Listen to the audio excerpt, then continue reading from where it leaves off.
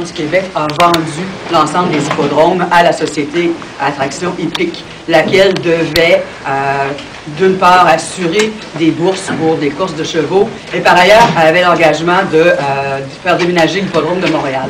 Les années ont passé et l'industrie de course n'a pas été plus rentable que d'habitude, ce qui a amené Attraction Hippique à se placer, excusez-moi, sous la protection de la loi sur les arrangements avec les créanciers. Donc, la société devait arriver avec un plan de redressement, se présenter devant le juge, a demandé à plusieurs reprises des prolongations, a fini par obtenir une autre prolongation encore à la fin de la semaine dernière. Cela dit, le plan de redressement dont il est question, qui est en discussion avec le ministère des Finances, ce qu'il suppose, c'est de laisser tomber l'hippodrome, ce que nous saluons, mais de le remplacer par un salon de jeu situé sur un terrain plus proche de Décarie. Ce qui nous semble, nous, le plus mauvais projet possible pour notre quartier. Alors, on a donc une société qui n'a répondu à aucune de ses obligations, qui tente maintenant de se départir de ce qui lui semble nuisible à son projet pour arriver à faire le plus d'argent à mettre dans ses poches, en créant un problème supplémentaire pour nous, ce qui nous empêchera par ailleurs de régler des problèmes.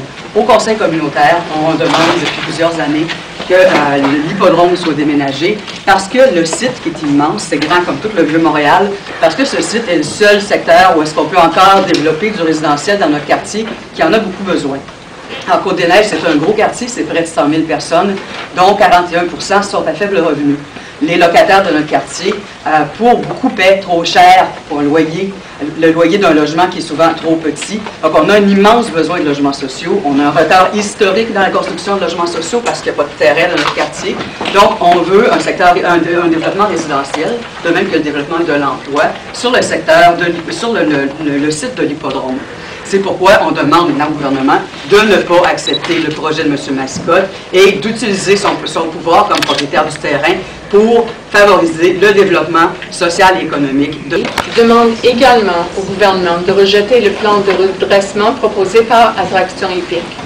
Pour remplir sa mission, la CEDEC, Côte-des-Neiges NDG, agit et innove principalement dans l'accroissement de l'employabilité en partenariat avec les 3 paliers gouvernementaux et les organismes locaux.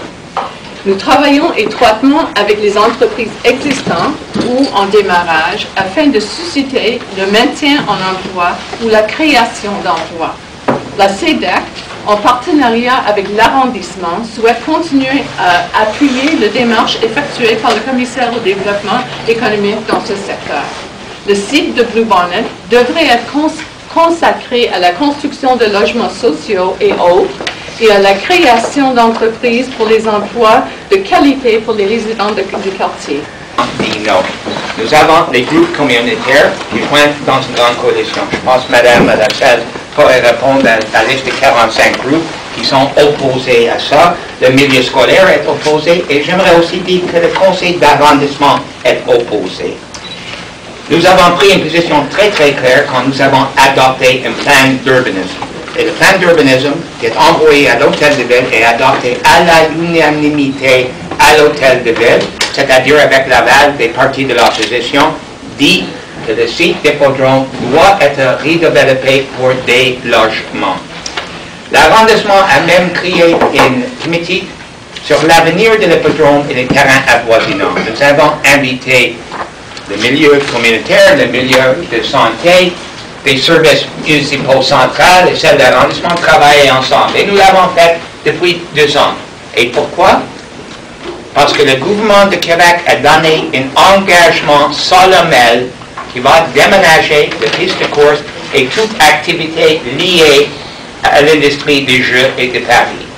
Donc, depuis des années, la Ville de Montréal a travaillé dans le sens d'un redéveloppement d'un site énorme avec un grand potentiel, parce que le gouvernement de Québec a dit que le gouvernement va déménager ses activités. Et qu'est-ce qu'on a pris maintenant?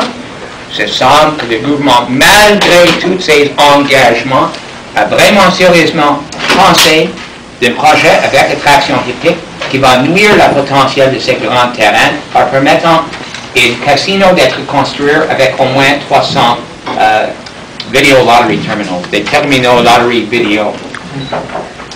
J'aimerais dire le suivant. Depuis l'annonce de ces possibilités dans les journaux, je suis débordé des appels et courriels des citoyens qui ont peur des problèmes sociaux qui vont être générés par ces projets de casino. Mais les citoyens posent les mêmes questions que les élus municipaux. What the heck is the government thinking? Where else is there a huge piece of land right in the center of the city that can be so easily redeveloped? Near downtown, near the airport, near the metro, near two autoroutes. Is there another city in North America where land like this is frozen for all times or underutilized? J'aimerais le répéter en français parce que les citoyens partout à Copenhague demandent la même chose. Pourquoi le gouvernement veut geler la potentiel d'un énorme site qui pourra accueillir des milliers de nouveaux logements? C'est un terrain presque dans le centre-ville, proche de l'aéroport de Montréal, proche du métro, proche de deux autoroutes. N'existe pas un autre terrain semblable ailleurs, pas seulement à Montréal, ailleurs en Canada ou dans les États-Unis, gelé comme ça. J'aimerais vous indiquer que l'arrondissement et la ville veulent le redévelopper pour des logements. Dépendant aux densités et hauteurs à être déterminées dans l'éventuel plan particulier d'urbanisme qui va aller aux consultations publiques, on pourrait voir entre 2 et 10 000 logements à déterminer. Et j'aimerais dire que ce terrain, c'est une freine contre l'étalement urbain. C'est l'avenir de Montréal. C'est une façon de garder les jeunes familles en ville. C'est une façon d'inviter les banlieusards de revenir en ville. C'est un non-sens dans une province qui croit dans le développement durable de dire aux gens achetez une maison dans une banlieue de faible densité à 30 à 40 km de Montréal, prendre votre voiture pour revenir en ville pour travailler quand il y a un immense terrain comme ça dans notre quartier qui pourrait accueillir tous les besoins des gens dans notre quartier, mais aussi les gens d'ailleurs. J'aimerais dire que le terrain est assez grand pour répondre à tous les besoins des gens du troisième âge dans notre quartier.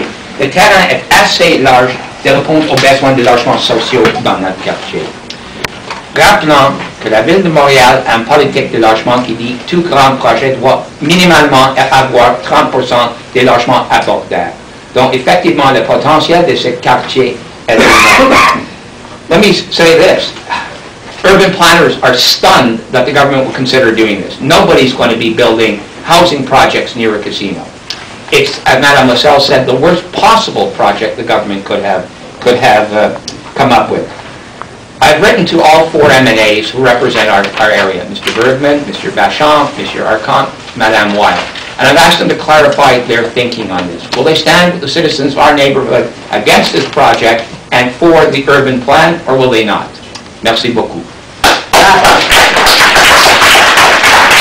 Un dernier aspect sur lequel on n'a pas beaucoup insisté, c'est comment toute cette dimension qui a à voir avec la santé publique.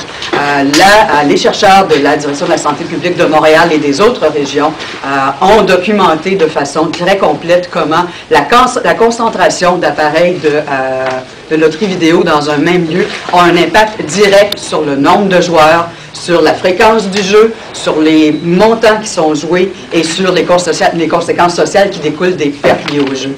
Alors, le projet qui est soumis par M. Mascotte vise exactement ça. Davantage de machines plus proches du quartier.